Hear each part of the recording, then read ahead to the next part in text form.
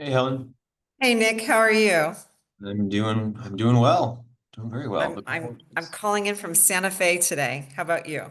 I'm in your neck of the woods in Mountain View. Great, great.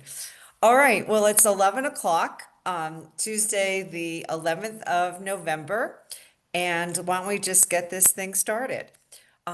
Welcome, everyone. I'm Helen Dietz. I'm the managing director and partner and a board member of Aspiriant.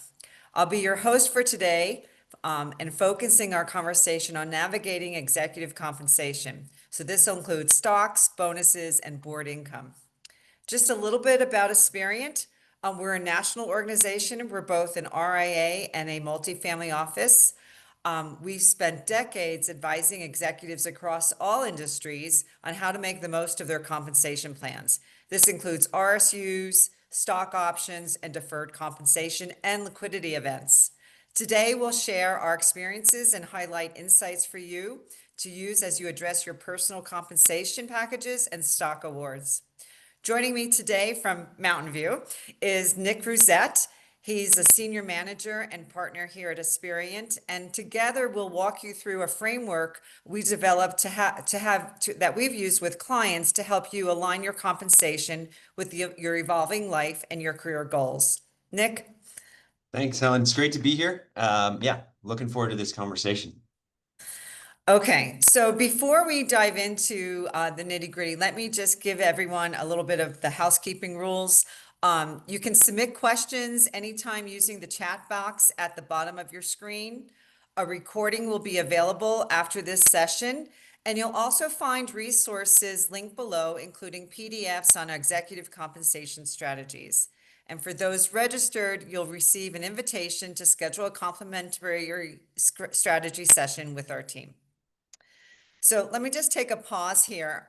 We wanted to set up a conversation where we could address many of the participants today that are in different parts and different time periods of their careers, the beginning of the careers, the middle part of their career, or towards the end of the career. And we've set this up, and we've called this the executive career arc. And it's a way for us to help you think about your compensation, how it evolves over time, and alongside your career and life goals. We'll talk about this arc on a similar webinar about 6 months ago. And when we were preparing for today, we realized the way we articulated the arc to the audience was in a really rigid way, meaning that the rise or the middle part of your career, which we're calling the peak or the paradigm shift, was sort of like very rigid and static, and it only happened in those decades. And as we started thinking more about our seminar today, we realized that rise, peak, and paradigm shift happens maybe multiple times, and it may happen in different parts of your career. So today, let me just talk about the three key stages. The first stage we're identifying as the rise. This is the early career growth in your equity accumulation. In the second stage, it's called the peak. And this is typically your C-suite. There's complexity involved. You're getting involved in more strategic planning. And then the third part, we're calling the paradigm shift. And this typically is a transition from accumulation to distribution, or potentially even paying it forward, either paying it forward to your children, to your family members, or potentially paying it forward to a nonprofit, a foundation, or a donor advised fund. So what we found, recognizing where you are in your financial life, in your career, you can learn make more decisions and make them more intentional if you set yourself up for these right career moves. So let's talk a little bit more about each of these stages that we're in. So let me just take a quick pause, take a drink of water. Okay. Excellent. So the rise. So this is the building part of your foundation. It's the early part of your career. You're starting your journey. Equity begins to enter the picture. You're starting to think beyond salary. Potentially you're getting RSUs and stock options, and you need to start to think about how to build a financial plan around those assets that will support your goals and ambitions.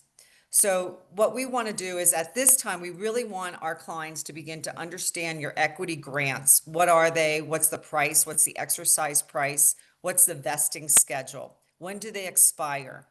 We also want to have clients think about tax planning. What's the tax planning that is necessary to get the best tax treatment on your grants and your shares? Are they ordinary income? Are they short-term capital gains? How can you get long-term capital gains on your stock awards? And then lastly, we'd like you to align your compensation with your short and long-term goals. So during this period, typically clients are coming to us, they're starting off, they have awards, trying to navigate how they vest over 1, 2, 3, 4 years, and setting up that foundation is really, really important. One area that we found that is a very good tool when you're getting stock awards is the ability if you can do any type of 83B planning. So in an 83B election, you're typically in a startup company, you're receiving stock options, and this allows you to exercise your stock options before you vest, so sort of pre-purchase them, and it allows you to start the clock on your long-term capital gains. Typically, when you're doing this, specifically, you have to file this with the IRS, you have to file this on your tax return, and it has to be done all within 30 days. So it's actually recognizing that you're purchasing these shares. So again, it's a great tool. Again, starting to have long-term capital gains with your stock options is a key to say having more of your assets work for you in the long run. So Nick, I'm going to turn over the next part, which we identified as the peak. So do you want to get into that a little bit? Yeah, absolutely. Thanks, Helen. So at the peak, you're likely in or approaching the C-suite, or maybe you're just a highly talented and highly compensated individual contributor or perhaps researcher. Compensation, we find at the peak, is much more layered. So your equity might take a few different forms. You might have stock options and RSUs, and also the ability to participate in an employee stock purchase plan.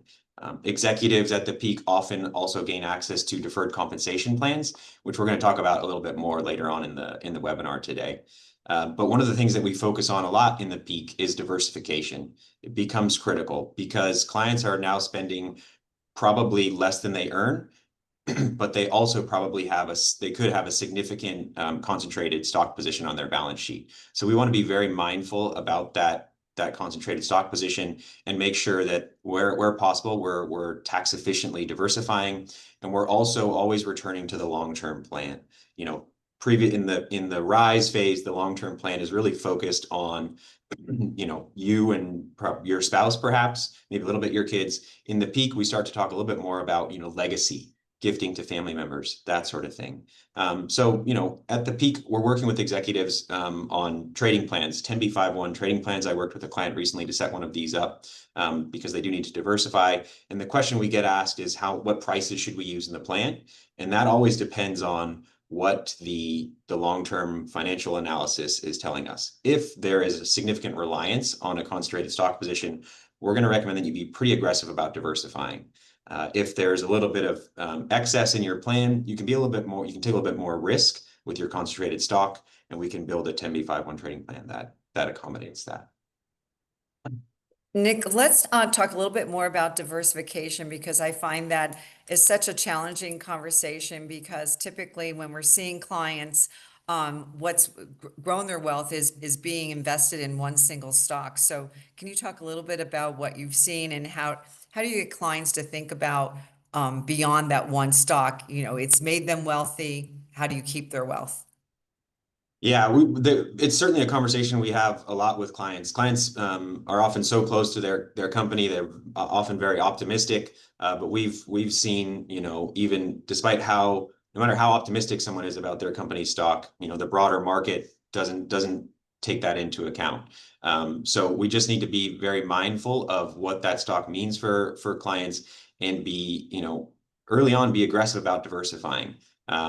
Sure, you might miss out on some upside, but I think missing out on some upside is better than not having anything at all to say from a stock. So we're always having these conversations about diversification and making sure that clients' financial plans are resilient enough to withstand anything that might happen to their company stock. Exactly. I like to say the market does not know your personal goals and objectives or your timing to buy a house or retire. So you need to take the emotion out of that and just do what's right to get yourself set up. Mhm. So let's move to the third part of the arc, which is the paradigm shift. And we're calling this from the accumulation phase to the distribution phase to paying it forward. And this stage usually begins several years before retirement or major career pivot. And it's when the focus starts shifting from growing your wealth to using it intentionally, either using it intentionally for your nonprofits, your values, your family.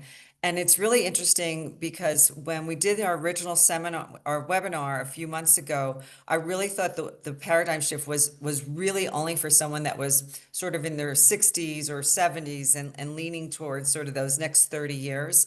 I want to refer back to the RISE conversation about that 83B client. So I met a client about a month or 2 months ago, and they were, a young entrepreneur. They came in, they actually, before they came in, they actually filed their 83B. They had stock options. Their company was going to have a secondary and then potentially was going to have a liquidity event. And it was really interesting because that particular person, they were very introspective, and they started to think about, well, how can I pay this wealth forward? And they were quite interested in sort of setting up a nonprofit, setting up a donor advised fund, and giving their money to the values that they really cared about. They also started thinking about, hey, I really might want to start my own venture again. And so the paradigm shift again is really personal. It's not an end of life story. It may be a reinvention of yourself. So we just like to frame that up to know where you are in the particular arc of your career, what money you're having in that particular period of time, and then all your choices really depend on you, and then working with a tax professional and also an investment advisory professional. So I think what we wanted to do next in this webinar is to take you through some real life stories. Again, they're client stories or case studies that we've made up, but we know that a lot of times they will sound very similar to what you're all going through. And our hope is that, we'll touch on at least one idea that you can walk away from the presentation today with and maybe investigate, see if it makes sense for your situation. So we wanted to start with what we call the career executive. And this is a classical path. It's an executive who spent most of their career climbing the ranks in a public company or even in an established private company. So Nick, do you want to talk a little bit about what you see, typically what happens in this arc? Certainly, we work with many of these clients, across the country. And while the exact benefit plans and structure can vary from company to company, there are certainly similarities in the benefits that these executives are receiving. And one that's quite common, which I mentioned earlier, is access to a deferred compensation plan. So deferred compensation plans typically come, if we go back to our ARC framework, they come into play around the peak, middle of the peak perhaps. And then if they're thoughtfully included in an executive's financial plan, they can pay dividends not only in the peak, but also into the paradigm shift. And in this classic, executive example, the paradigm shift is usually something like retirement. But it's really, really powerful to be able to include deferred compensation, take advantage of deferred compensation when available for most executives. Yeah, I love deferred compensation plans. Using the tool for clients. A little bit of a story. So, met a client about 7 years ago. They had worked in two different public companies. This is their third public company, and they're wanting to start planning for retirement, and they had never taken advantage of a deferred comp. And for those of you, deferred comp, I mean, you have to know what company you're involved in. Not all companies are offering them. Lots of technology companies are offering them today. Sort of like 3M, Procter and Gamble, a lot of the older companies, established companies offered them as well. And the deferred comp, it's you deferring your salary, just almost like a 401k. Different in deferred comp, that asset is an asset liability of the company. So it's not in your name at all, although you're able to direct it into an investment portfolio that you're deciding. The other advantage of a deferred comp plan, and if you again, you're planning over the next 3, 5, 7, 10 years, is figuring out how long you want to defer that comp. And typically, sometimes you're having it deferred and it's not going to roll out until you have a separation from the company, retirement, or you decide to do something else. And you can decide to have that deferred comp paid out of 1, 2, 3, 5, 7 years. And what's really nice about that is that, clients working, diligently, very hard for decades and decades, you're used to that that paycheck deposit into your bank or those RSU grants coming into your portfolio, and all of a sudden that stops. And here's a tool where you've been able to defer hundreds of thousands of dollars, millions of dollars. You've avoided initially that 52% tax bracket that if you're living in California, you get hit with, or if you're in other states, you're getting hit with a 37 or 42% tax bracket.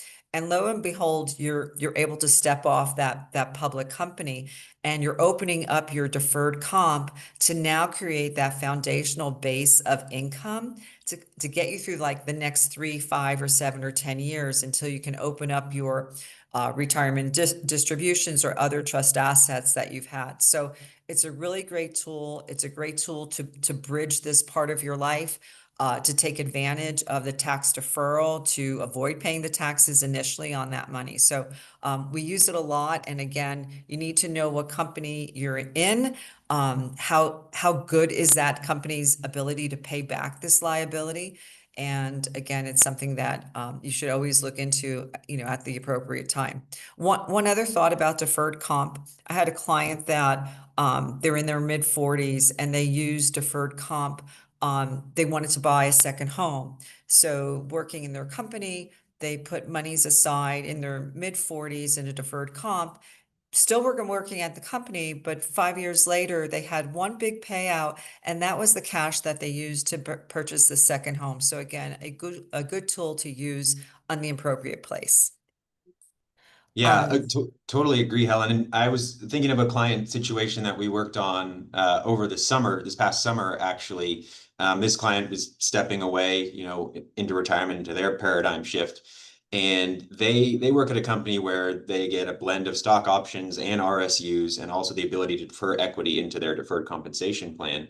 And what we did with this client, because the company allows them actually to hold on to their stock options even after they leave. So they get, whatever date the option was going to expire, that is the same, whether you're employed or whether you've retired. And so what you can do, what we did in this situation is we worked with the client and say, okay, the first 5 years, you've got options that are going to be exercised or expired in that time period.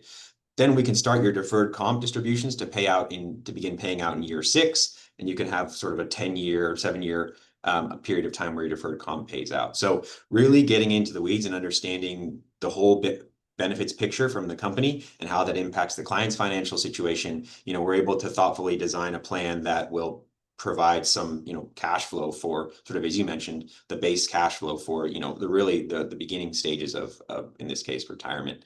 As you mentioned, certainly risks with deferred compensation. So we always make sure clients are very, understand those and are very clear on those. But they're a really powerful tool, and we like to incorporate them whenever it makes sense to do so.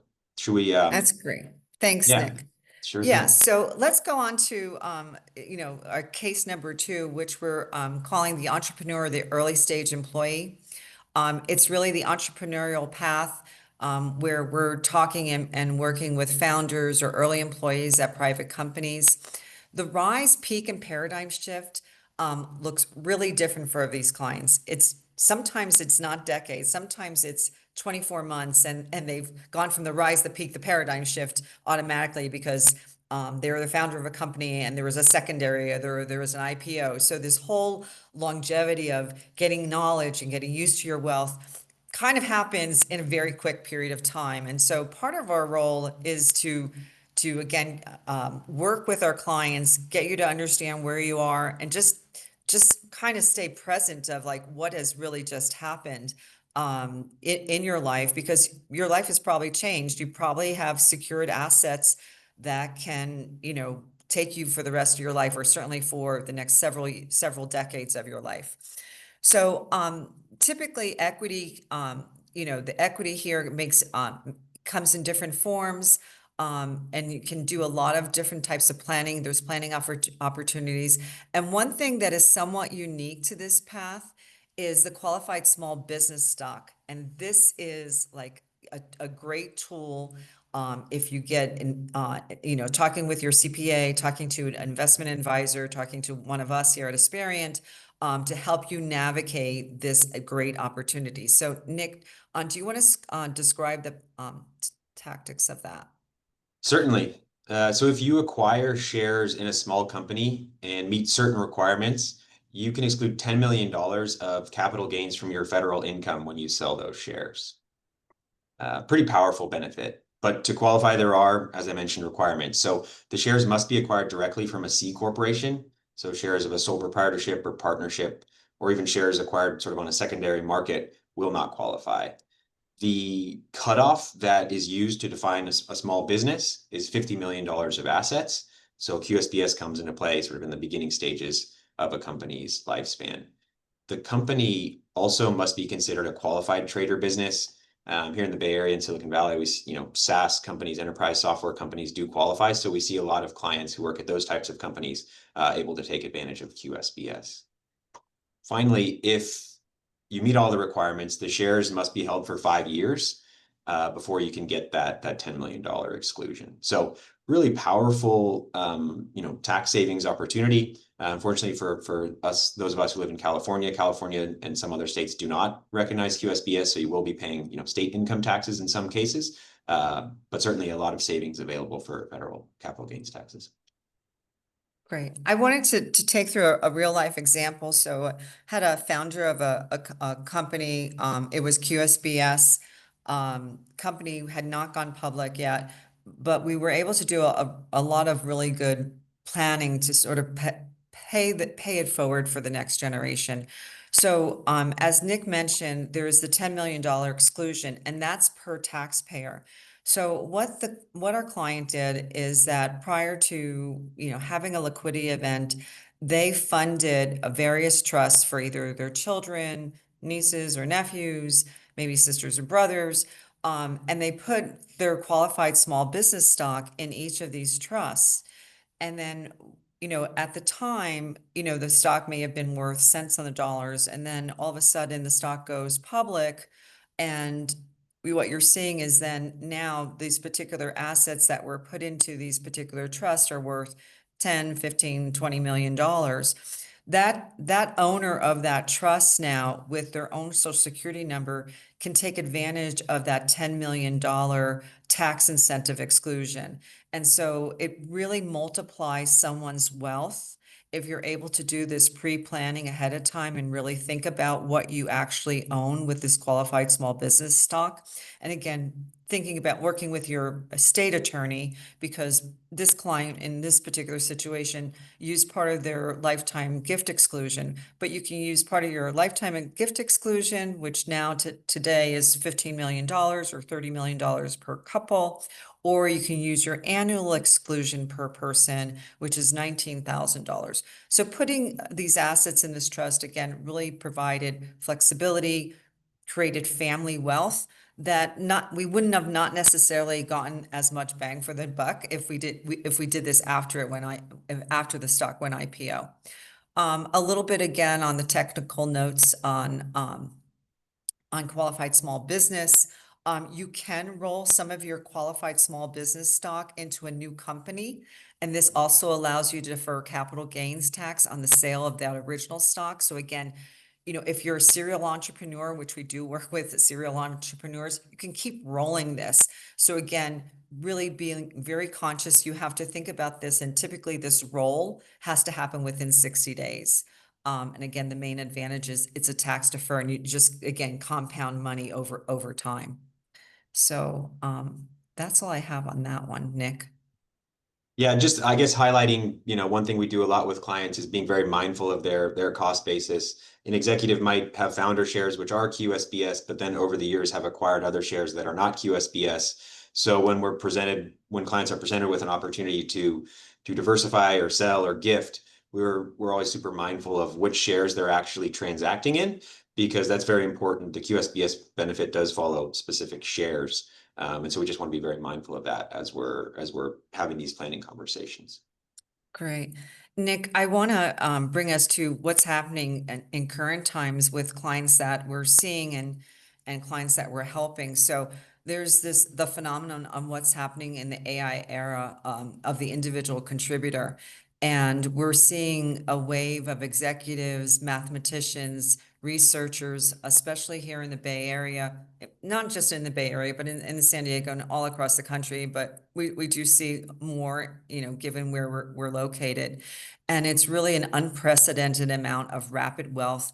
I wouldn't even say wealth accumulation. It's just wealth that because of who you are and your intelligence and your ability to think on complex matters, you're being hired by AI and tech companies, and it's a very competitive market. So executives and professionals are navigating employment offers that usually we only saw for athletes, superstar athletes, and I would say the movie industry, actors and actors in the movie industry. Some are receiving these massive employment offers involving equity compensation and signing bonuses. Others have seen grants that they just received a year ago become extremely valuable. And the work that we do for clients, it's always long-term planning. And it's, when you're working with a client and I would just say even 10 years ago, you're planning for a typical rate of return on the portfolio, and it's equity returns, maybe 8, 9, 10, or 11%.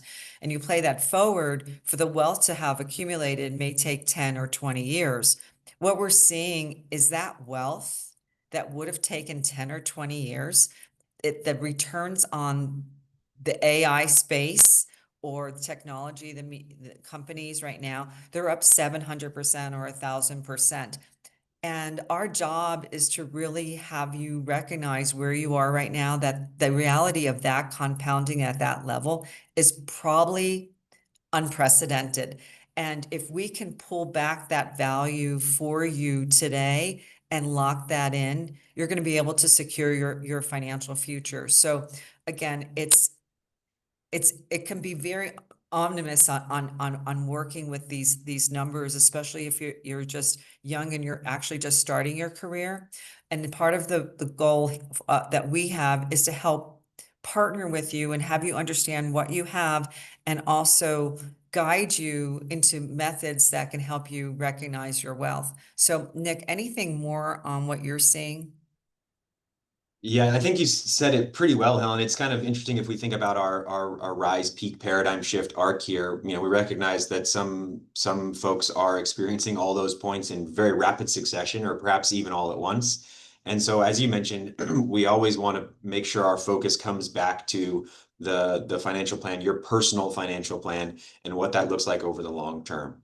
What decisions can you make today that are going to support yourself going forward, support goals that you've identified, or maybe new goals that you've thought of that are further out in the future? And so always just trying to bring that context to the table and to the conversation. We like to make sure that clients have that when they make decisions around, financial situations that may have changed rapidly. Great. So Nick, I wanted to, it seems like we're running out of time from our formal presentation. And I want to leave enough time for questions and questions. And so hopefully we'll be able to answer them today. So we've covered a lot, from building a strong foundation early in your career, navigating liquidity, diversification, and finally preparing for what's next with intention and clarity. And we hope some of these strategies we share today are ones that you potentially can use, or at least investigate in your own situation.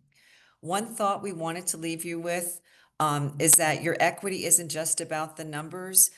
It's about aligning your financial life with your values, your goals, and your vision for your future. So it's beyond just your balance sheet. So let's open up for questions that we have. And I see one coming in. So Nick, I'm going to hand the question over to you. Great. And this is the question is Aspiriant currently using or considering using qualified opportunity zone funds as one of our tax-aware strategies as a toolkit for clients planning around liquidity events? Yeah, very interesting question. So We certainly looked at opportunity zone funds a number of years ago in the past, especially under so when the old tax law, the 2017 Tax Cuts and Jobs Act, came into be, we looked into opportunity zone funds. But the further we got from the passing of that bill, the less attractive opportunity zone funds became because they have one single expiration date for the gain deferral that comes with opportunity zone funds, and that's 12/31/26. Under the new tax law that that was established over the summer, this past summer, opportunity zones became a more permanent part of the tax code. So we do anticipate that we're going to see more opportunity zone opportunities in the future, but we're kind of in a lull period right now because those new rules don't take effect until the beginning of 2027. So we won't see opportunity zone funds for under that framework. The gains will have to be taken in the second half of next year. So we're certainly keeping an eye on it, but not very active in opportunity zones at this point. But I think we will see more of it in the future. I see we're short on time. Just on the idea of sort of tax aware planning, we have been seeing a lot of sophisticated tax loss harvesting strategies, which we've been working with clients on, basically employing leverage to expand the universe of securities that are available for loss harvesting. So that's something we've been doing a lot of, and happy to chat more about that if folks have questions, but do want to be responsible on time today. Yeah, I think that we're about 3 minutes before we're supposed to be off air. Thank you, everyone who submitted your questions. Wherever you are in your career arc, the key to the plan is plan with purpose, align your compensation with your life, not the other way around. Nick, do you have any parting last words? Yeah, just you don't have to navigate all these things alone. We at Aspiriant are here to help folks make very informed decisions. And again, going back to, we really like setting the context for our clients when we work together. So what does this mean today? What might it mean for the future? And how does that all align with your goals and your long-term plan? Yeah, and just a reminder, check out our resources we have, and keep an eye out for invitations to schedule a complimentary strategy session with our team.